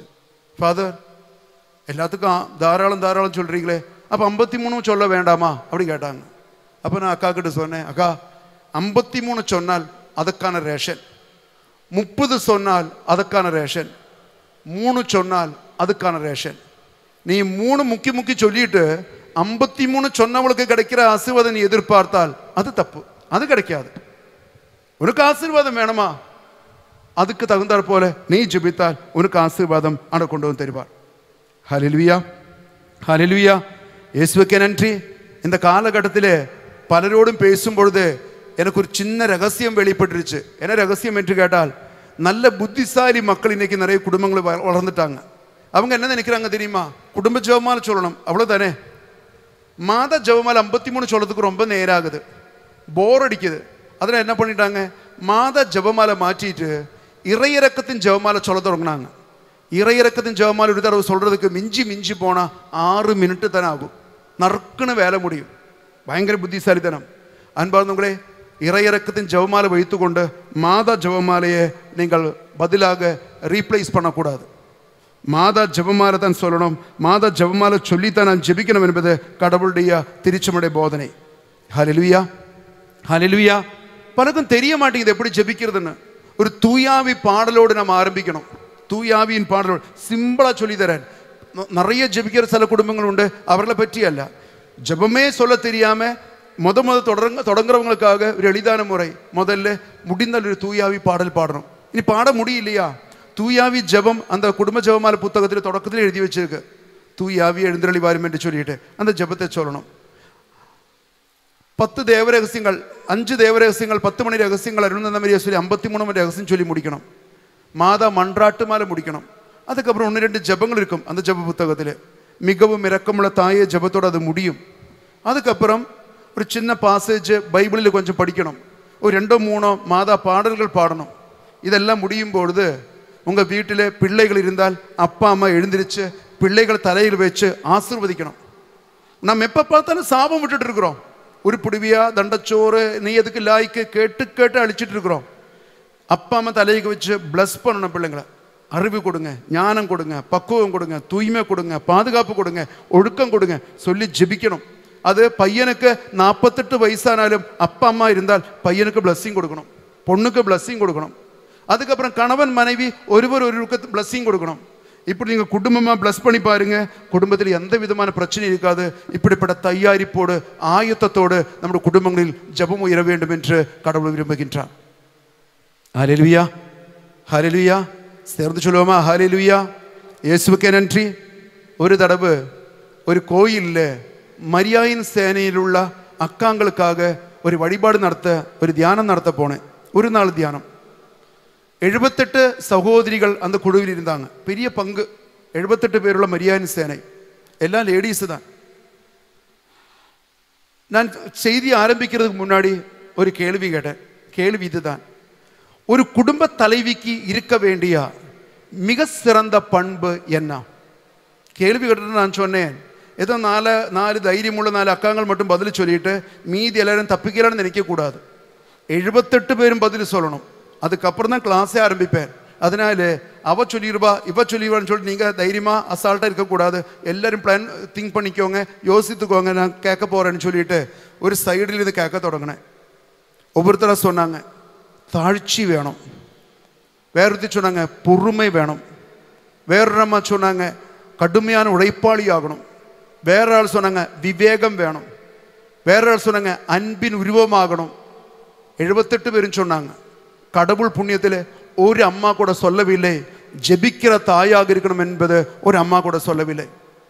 அன்னைக்கு நான் சொல்ல போற கிளாஸை வந்து ஜெபத்தை பற்றி தான் சொதப்பிருச்சு. ஒரு ஆளுக்கு கூட 78 பேர் ஒரு ஆளுக்கு கூட ஒரு ஜெப வீராங்கனையாக இருக்கணும், ஒரு குடும்ப தலைவி என்று சொல்ல வராம போயிருச்சு. அன்பர்களே, நல்ல அழகுள்ள அறிவுள்ள பணக்காரி அம்மாவை விட ஒரு ஜெபிக்கிற அம்மாவுக்கு பையனா பொண்ணா பிறக்கிறதுக்கு கொடுத்து வச்சிருக்கணும். செம்ம கெட்டிக்காரன், பிசினஸ்காரன், கோடீஸ்வரன், அரசியல் தலைவன், பெரிய ஆளு, அப்படிப்பட்ட அப்பாவுக்கு பையனா பொண்ணா பிறக்கிறதை விட ஒழுக்கமுள்ள தூய்மையுள்ள ஜபமுள்ள ஒரு அப்பாவுக்கு பிள்ளையா பிறக்கிறதுக்கு கொடுத்து வச்சிருக்கணும். ஒரு கெட்டிக்காரன் பையனை விட பொண்ணை விட ஜெபிக்கிற ஒரு மகனுக்கும் மகளுக்கும் அம்மாவா அப்பாவா மாறது கொடுத்து வச்சிருக்கணும். 34 வயசுள்ள மகன் கூட அப்பா அம்மா முன்னாடி முட்டி போட்டு பிளஸ்ஸிங் வாங்குறது பார்க்கும் பொழுது அப்பா அம்மா சொல்றது கேட்டுட்டு அடக்குதுக்குமா கண்டிப்பா சரி செய்யறப்பா சரிங்கம்மா அப்படி சொல்றது கேட்கும் பொழுது எத்தனை பெற்றோர்கள் ஓரக்கண்ணால் பார்த்துட்டு தெய்வமே இப்படி ஒன்று எனக்கு பிறக்காம போயிருச்சேன்னு ஏங்குகிற எத்தனையோ பேருண்டு. ஹல்லேலூயா, இயேசுவுக்கே நன்றி. அன்பாதவங்களே, ஜெபிக்கின்ற குடும்பங்கள் உயரணும். மகனும் மகளும் எல்லாம் வேற படிப்போ பணமோ அழகோ அறிவோ கம்மியானாலும் பரவாயில்லை, சொன்ன பேச்சு கேட்குற கடவுள் பயம் உள்ள வயதுக்கேற்ற பக்குவம் உள்ள பொறுப்புள்ள மகனே மகளை பெற்றெடுத்து கொண்டு வாங்க. ரேங்கு கிடைக்காம போனாலும் பரவாயில்ல, நீட் எக்ஸாமில் பாஸ் ஆகாமல் போனாலும் பரவாயில்ல, பெரிய ஐஏஎஸும் ஐபிஎஸும் டாக்டரும் ஆகாமல் போனாலும் பரவாயில்ல, அப்பா அம்மா சொல்கிற பேச்சு கேட்குறா கீழ்ப்படிதல் உள்ள பொறுப்புள்ள நல்ல மகனே மகளை பெற்றெடுக்க குடும்பத்தில் ஜெபம் உயரட்டும், நல்ல பிள்ளைகளை உயர்த்தியிருப்போம். என்பாதவங்களே, ஜெபமாலையை சொல்லுகின்ற குடும்பங்களில் இந்த ஜெபமாலைகள் முத்துகள் கோர்க்கப்பட்டது போல குடும்பத்திலே ஐக்கியத்தின் சமாதானத்தின் ஆவி நம்மை ஒன்றுபடுத்தும். ஜெபமாலை கைகளில் எடுக்கின்றவர்களை அன்னை மரியாள் கைகளில் தாங்கிக் கொள்வார்கள். இது அக்டோபர் மாதம் ஆரம்பிப்போமா? ஜெபமாலை தொடங்குவோம். ஒரு நாள் கூட தவறாமல் அடுத்த அக்டோபர் மாதம் வரைக்கும் நிரந்தரமாக ஜெபியுங்கள். அற்புதங்கள் அடையாளங்கள் ஆண்டவர் நமக்காக செய்வார். கரங்கள் கூப்புவோம், ஒரு நிமிடம் நாம் ஜெபிப்போம். ஓ நல்ல தெய்வமே, தெய்வீக மக்களாக நாங்கள் வாழ்வதற்கு ஆத்மீக போர்க்கருவியாக அன்னை மரியாள் வழியாக நீ வழங்கிய ஜெபமாலை என்னும் போர்க்கருவியை கரங்களில் எடுக்கின்ற லட்சக்கணக்கின மக்கள் எங்களை திருச்சபையில் உயரட்டும். ஆண்டவரே, ஜெபமாலை சொல்லி சொல்லி அற்புதங்களும் அடையாளங்களும் நிகழ்த்துகின்றவர்கள் உயரட்டும். இந்த மாடர்ன் காலகட்டத்தில் அறிவுக்கும் அறிவியலுக்கும் முக்கியத்துவம் கொடுக்கின்ற காலகட்டங்களில் பலரும் சொல்வது போல மூளையால் முடியாதது முழங்காலால் முடியும் என்று ஜெபிக்கின்ற விசுவாசமுள்ள மக்களை எங்களுக்கு திருச்சபைக்கு உயர்த்தி தாரும். எங்கள் குடும்பங்கள் இறை இல்லங்களாக ஜப வீடுகளாக மாறட்டும். ஆண்டவரே, குடும்பங்களில் சமாதானம் தாரும், புரிந்து கொள்ளுதல் தாரும், எடுக்கின்ற முயற்சிகள் வெற்றியாகட்டும். வளர்கின்ற திருச்சபையில் ஆத்மீகமுள்ள மக்களை எங்களுக்கு உயர்த்தி தாரும். அம்மா மாதாவே, சூசி அப்பரே, எல்லா புனிதர்களை எங்களுக்காக வேண்டிக் கொள்ளும். ஆமீன்.